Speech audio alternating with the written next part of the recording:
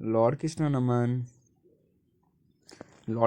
my all sweet dear student, प्यारे विद्यार्थियों. Today we discuss about preventing air pollution. Air pollution को कैसे prevent करें, कैसे रोका जाए, काफ़ी बड़ा और विचार करने योग्य ये टॉपिक है.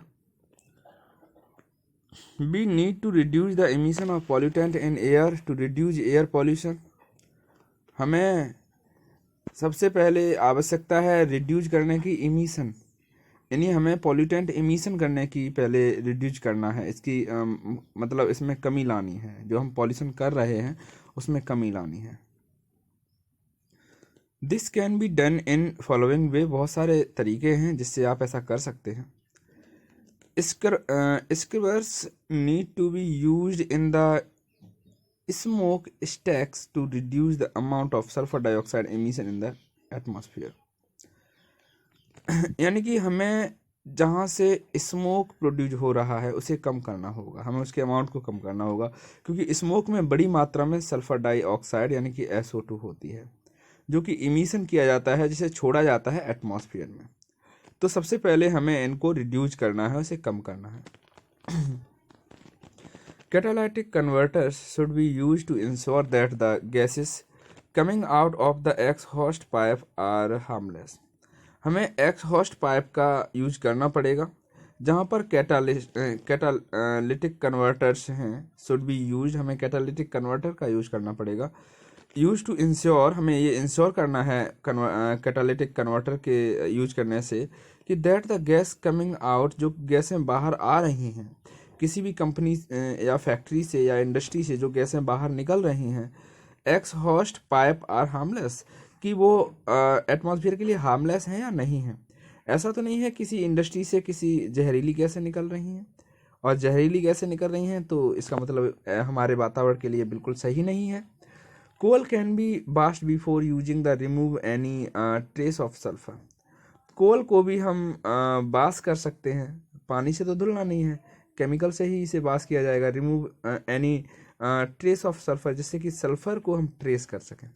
कोल में बड़ी मात्रा में सल्फर होता है.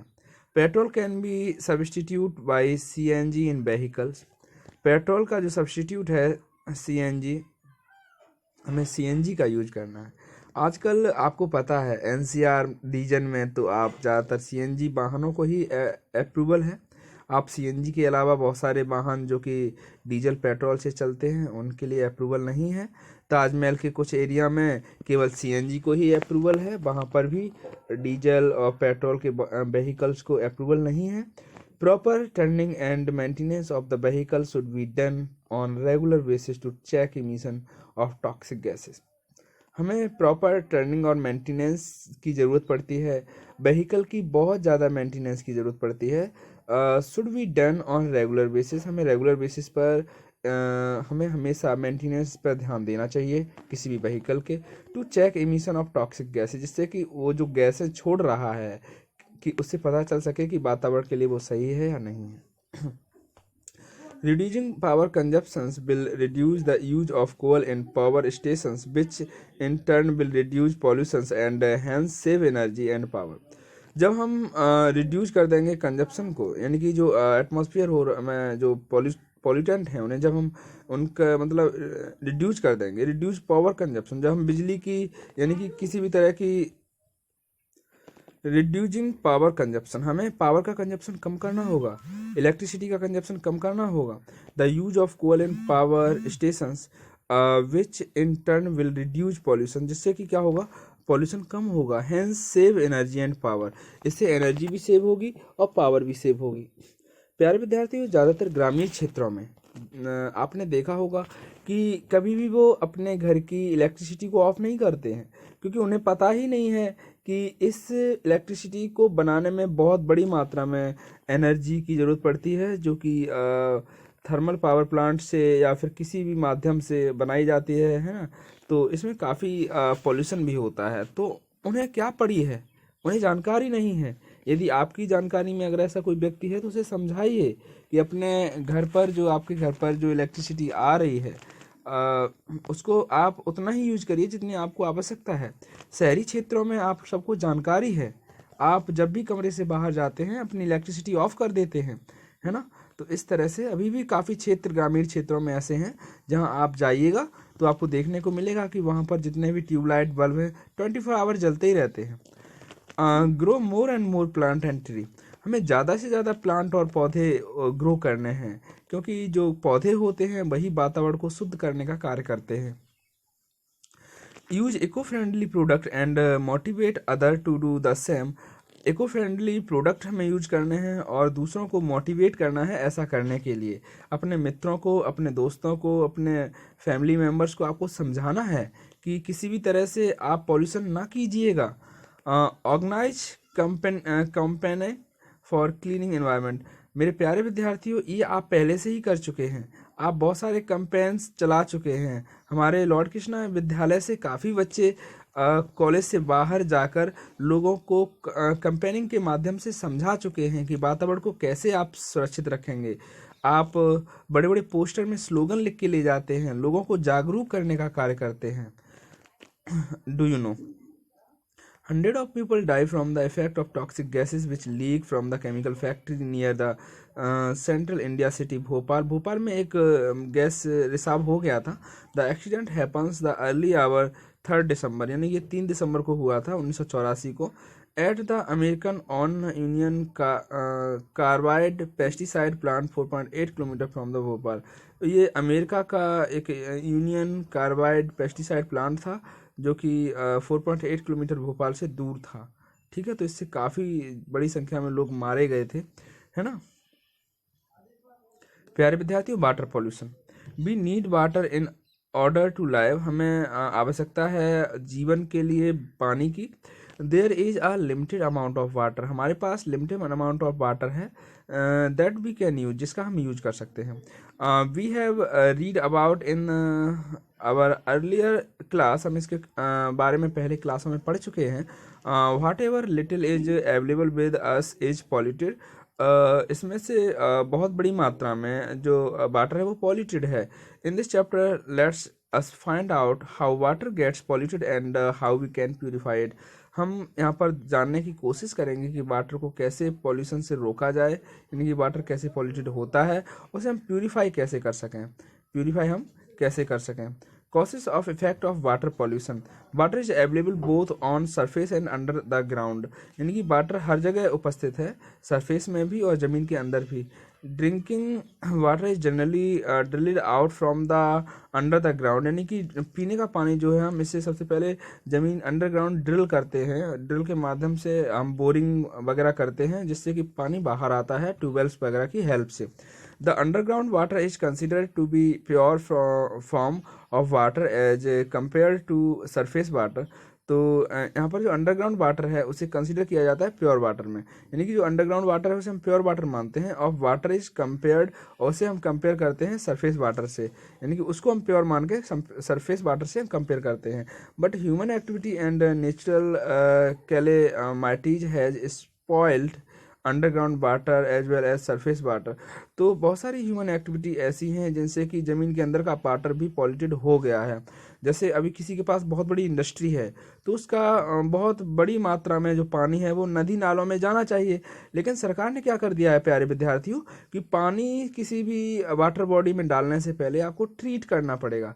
अब वो जानता है कि ये पानी हमें ट्रीट करना बहुत ज़्यादा महंगा पड़ेगा, क्योंकि अगर उसमें बहुत बड़ी मात्रा में पॉइजन है, तो ऐसे में बहुत सारे इंडस्ट्रियलिस्ट क्या करते हैं कि वो ज़मीन में ड्रिल कर देते हैं, अपनी ही फैक्ट्री के अंदर ड्रिल कर देते हैं चुपचाप से। सरकार को इस बात की भनक नहीं होती, वो नहीं जानती सरकार कि इसमें ज़मीन के अंदर क्या भेजा जा रहा है। और प्यारे विद्यार्थी, जितना भी जहरीला केमिकल है वो सारा पानी मतलब नीचे अंदर भेज दिया जाता है, और सोचो वही पानी हम डायरेक्ट कंज्यूम कर जाते हैं। तो हम कभी कभी जो शहरों के पास रह रहे हैं, जो शहरों में लोग रह रहे हैं, वो जो पानी पीते हैं वो एक तरह से प्रदूषित वाटर है, एक तरह से पॉल्यूटेड वाटर है और पॉइजनस वाटर है। ठीक है, the major pollutant of water are toxic, ज़्यादातर जो पॉल्यूटेंट होते हैं वो पानी को कैसा कर देते हैं, जहरीला कर देते हैं, टॉक्सिक कर देते हैं, पॉइजनस कर देते हैं। Poisonous waste from household, ये जहरीला जो वेस्ट है वह घर से निकलता है, इंडस्ट्री से निकलता है, फैक्ट्री से निकलता है, एसिड रेन से निकलता है, न्यूक्लियर वेस्ट से निकलता है, अंडरग्राउंड लीकेज इन पाइप से निकलता है, ऑयल स्पिल्स यानी कि ऑयल के स्पिल्स यानी ऑयल मतलब के रिसाव से निकलता है, एग्रीकल्चर वेस्ट से निकलता है, global warming, accumulation of heavy metal, microbial pollution, सबसे जहरीला मतलब जो जहर है यानी कि पॉइजनस है ये बढ़ जाता है हमारे वाटर में। The major pollutant of water are toxic, ज़्यादातर कैसा है, टॉक्सिक है, पॉइजनस है। पॉइजनस वेस्ट कहाँ से मिलता है हमें, house hold, industries, factories, acid rain. Acid rain के बारे में मैंने आपको बताया था कि अम्लीय वर्षा है ना, इसके बारे में आपको बता चुका हूँ। Nuclear waste, underground leakage of pipes यानी कि जो बहुत सारे पाइप अंडरग्राउंड हैं वो लीकेज कर जाते हैं कभी कभी। ऑयल स्पिल्स यानी कि ऑयल भी कभी कभी रिसाव हो जाता है ऑयल का। एग्रीकल्चर वेस्ट, आप सोच रहे होंगे एग्रीकल्चर से भी वेस्ट होता है, हाँ बेटा बिल्कुल होता है। हम जो इंसेक्टिसाइड, पेस्टिसाइड इनका यूज करते हैं, फंजीसाइड का यूज करते हैं, ये सब जहरीले हैं। हम एक तरह से खेतों में जहर डालते हैं और जहर डालकर ही हम इंसेक्टिसाइड को ट्रीट करते हैं। सोचो जब हम इंसेक्टिसाइड डालते हैं तो सर्प जैसे जीव भी मर जाते हैं जो जहरीले हैं। प्यारे विद्यार्थियों, धान में, किसी भी फसल में, गेहूं, किसी भी फसल में प्यारे विद्यार्थियों बड़ी मात्रा में पॉइजन डाला जाता है और पॉइजन डालने के बाद ही आपको वो फसल खाने को मिलती है। Plant 4% toxic substance direct observe कर लेते हैं। ध्यान रखना आपका जो पौधा है वो 4% यानी कि अगर आपने जहर भी डाल दिया है तो उसे भी ऑब्जर्व कर लेगा। तो कहीं ना कहीं पॉइजन की मात्रा आपके फूड में बढ़ रही है ना, फूड में बढ़ रही है। तभी तो हमारे इंडिया का जो ग्रेन्स है उसे फॉरेन कंट्रियां पहले कंट्रोल करती हैं उसके बाद लेती हैं, है ना स्टूडेंट।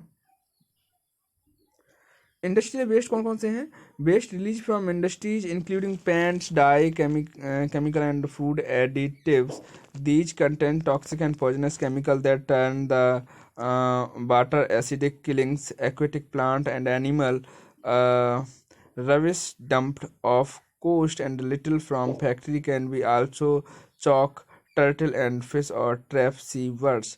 तो इंडस्ट्रियल वेस्ट क्या है, बहुत सारा वेस्ट रिलीज किया जाता है इंडस्ट्रीज के द्वारा, है ना, जैसे कि पेंट की इंडस्ट्री है, डाई, केमिकल, इन सब की इंडस्ट्री है। फूड एडिटिव हैं, दीज कंटेंट टॉक्सिक यानी कि ये बहुत ज़्यादा जहरीले होते हैं, टॉक्सिक होते हैं। केमिकल्स जो है turn the water acidic, killing यानी कि जब इनका केमिकल पानी में डाला जाता है तो ये वाटर को एसिडिक कर देते हैं जिससे कि एक्वेटिक प्लांट और एनिमल किल हो जाते हैं, मर जाते हैं। रविश डंप ऑफ कॉस्ट यानी कि कोस्टल एरिया के आसपास भी हम जो डंप लगाते हैं। एंड लिटिल फ्रॉम फैक्ट्री के फैक्ट्री कैन आल्सो चॉक, ये चॉक कर देता है, क्या चॉक कर देता है, टर्टल्स को, फिश को, यानी कि इनको चॉक कर देता है। और ट्रैप सी वर्ड को, और सी वर्ड को भी ट्रैप कर देता है, ये फंस जाते हैं उसमें। भाई जब पानी बहुत ज़्यादा पॉल्यूटेड होगा है ना तो इसमें यूट्रोफिकेशन हो जाएगा और जो जीव इसमें जाएगा वो बुरी तरह से फंस जाएगा। ऐसे पानी में तो बाहर भी नहीं निकल पाते हैं। यहाँ पे देखो एक डायग्राम दिया गया है, pollutions of water due to industrial waste, किस तरह से इंडस्ट्रियल वेस्ट जो है वाटर को पॉल्यूटेड कर रहा है ना student. Thank you student, thank you very much.